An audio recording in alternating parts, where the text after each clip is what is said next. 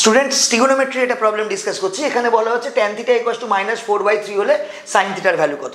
Tan theta মানে কি? Perpendicular by base, লম্ব বাই ভূমি। তাহলে লম্ব 4 ভূমি 3 হলে অতিভুজ ডেফিনেটলি 5 হবে।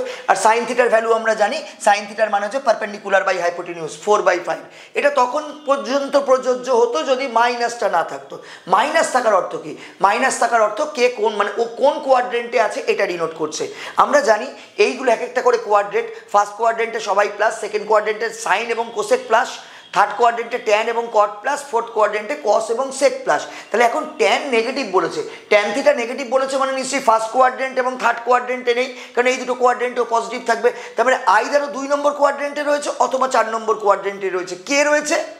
কার জন্য নেগেটিভ হয়েছে? থিটার জন্য, অ্যাঙ্গেলের জন্য নেগেটিভ হয়েছে।